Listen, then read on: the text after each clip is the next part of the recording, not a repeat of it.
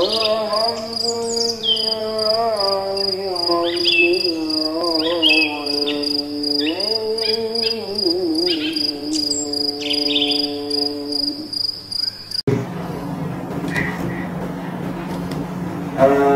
dari Bapak Ibu Bibi, Ustaz, untuk parasit atau netizen dengan CSR atau ayat Quran yang ada. Apa tadi? Parasit? Parasit cacingan.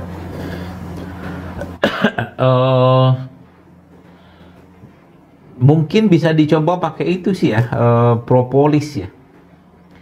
Diminumkan propolis buat anaknya, nanti mungkin ditambahkan dengan apa tuh namanya, kunyit dan lada hitam, dibikin jamu aja, nanti diminumkan ke anaknya, mudah-mudahan membantu ya, propolis sama kunyit dan lada hitam. Terima kasih. Tadi dari Madu ya, jangan lupa madu. tadi ada pertanyaan. Boleh nih, 3 pertanyaan ya yang terpilih. Assalamualaikum Ustaz, apakah boleh bertawasul dengan bacaan Al-Quran agar sakit yang menderita sembuh? Karena ada Ustaz yang mengatakan bahwa membaca Quran harus dengan niat lillahi ta'ala, bukan karena alasan duniawi. Itu yang pertama. Dan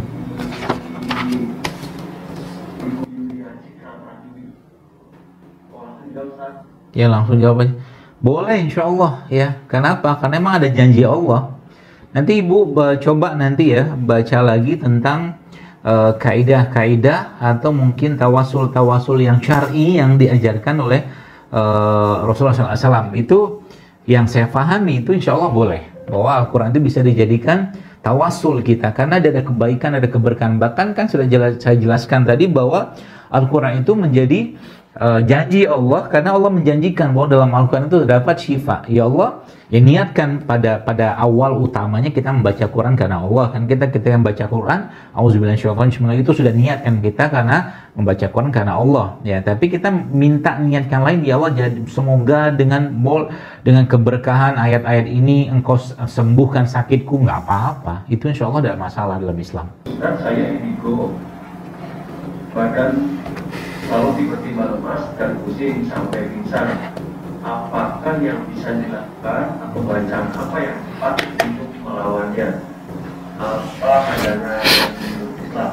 Terima kasih atas pertanyaannya. Baik, indigo itu kan, jadi saya jelaskan, indigo itu kan orang-orang yang dikabarkan gitu kan, dia bisa melihat makhluk-makhluk jin segala macam. Nah, sedangkan dalam Al-Quran Allah sudah jelaskan bahwa ya mereka melihat kalian ya di tempat yang kalian tidak bisa melihat. Jadi manusia tidak bisa melihat jin.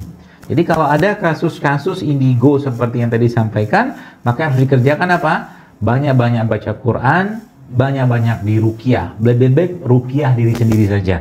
Tapi kalau mungkin sekali-sekali ya minta diruqyah dengan orang-orang yang, atau mungkin ustadz-ustadz ya yang kompeten, yang ruqyah syar'i gitu tuh nggak masalah. Dan itu akan hilang, lama-lama kan hilang. Saya pernah bertemu dengan ada orang yang dulunya parahnya luar biasa. Kemana mata melihat, dia bisa melihat makhluk-makhluk itu. Tapi subhanallah ketika dia mulai meningkatkan imannya, akidahnya, tauhidnya, dan diruqyah ya, diruqyah itu perlahan-lahan mulai hilang. Ya, jadi saran saya mungkin bagi Ahina tadi yang bertanya tadi, coba mulai dirutinkan untuk diruqyah ya, atau baca Quran ya, atau mungkin dengan menggunakan daun bidara itu juga bisa ya. Itu insya Allah akan menghilangkan indigonya tadi. Jadi indigo itu bukan suatu kelebihan, tapi itu harus dihilangkan dalam perspektif Islam. Allahu a'lam. Selanjutnya ada pertanyaan. Ini saya ambil dari kolom chat. Untuk kesehatan kolbu dengan membaca Al-Quran dari rumah ini, kemudian untuk kesehatan raga kita konsumsi apa ya Pak Ustaz? Ini kayaknya akan lebih panjang nih, tapi singkat aja Ustaz. Silakan. Ya, bismillah. Jadi sebenarnya kalau raga mah sesuai dengan apa yang tadi jelaskan Al-Quran, halal. Jadi konsep sehat dalam Islam itu halal, thayyib, dan la tusrifu, tidak berlebihan. Itu aja sebenarnya. Jadi misalnya gini lah, Madu halal nggak? Halal. Toyib nggak? Sangat toyib. Tapi kalau madu di satu hari diminum 1 liter ya sakit orang. Kan gitu. Kemudian misalkan kita tahu misalkan soda tuh halal nggak? Halal. Toyib nggak? Nggak toyib. Ya mau toyib, kalau udah nggak toyib ya kemudian berlebihan lagi pasti muncul masalah. Dan Allah memberikan kepada kita akal pikiran, pengetahuan ya untuk mendalami itu. Jadi kata kuncinya halal, toyib dan tidak boleh, hanya itu saja sebenarnya. Jadi kalau misalkan bolehkah makan gorengan? Ya boleh, sekali-sekali mah boleh. Tapi kalau hari ini gorengan, besok lagi gorengan tuh doyan, bukan sekali-sekali namanya. Ya, gorengan sehat nggak? Orang dunia juga udah tahu gorengan mah nggak sehat. Contoh ya, boleh nggak? Ya, saya sekali-kali mah silakan. Tapi kalau saya katakan kita lebih banyak memasukkan dalam badan kita ini makanan-makanan yang halal toyib ya dan tidak berlebihan. Itu kunci sehatnya begitu ya. Kurma sehat, halal toyib ya, halal pasti kalau diberi dengan harta yang halal.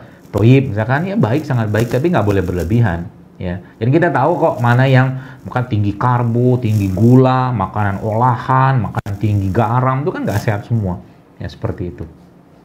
Pertanyaan dari Kak Cinta, bagaimana bisa totalitas untuk makan sehat sementara lingkungan terdekat tidak support atau tidak mendukung? Ya pindah lingkungan idealnya. Ya idealnya pindah lingkungan, tapi ya Anda gini loh Pak, Bu, maksudnya gini, kita tuh kan hidup harus punya ya idealisme lah, mungkin bahasa saya gitu ya. Idealisme itu maksudnya hal-hal yang menjadi sebuah komitmen kita terhadap diri kita sendiri gitu loh. Jadi meskipun misalkan lingkungan kita tidak mensupport untuk hidup sehat, ya kita tetap tunjukkan gaya hidup sehat tadi gitu kan. Mungkin ada waktu-waktu tertentu kita juga ikut di sana mungkin ya, tapi kan kita punya prinsip. Contoh beginilah, bukan mungkin orang yang memang nggak merokok, mau kata di lingkungan merokok pun dia tidak akan merokok gitu loh, karena emang nggak mau merokok. Nah sama juga dengan hidup sehat ya. Jadi kalau emang orang udah biasa hidup sehat, maka di lingkungan yang tidak sehat pun dia tidak akan ikut-ikutan hidup tidak sehat seperti itu, karena dia punya prinsip, hidupnya tuh punya prinsip. Jadi kalau mungkin bahasa saya itu ya jangan serahkan remote kehidupan kita tuh pada orang lain. Orang ngomong apa, orang bicara apa, orang gini segala macam, akhirnya apa yang dikerjakan ngikut seperti itu, nggak bisa. Misalkan Anda pengen makan misalkan sayur dan buah-buahan gitu kan, wih gaya nih, sok sehat nih segala macam, ya nggak apa-apa, bilang aja gitu. Dan jangan membuka pintu pertengkaran juga.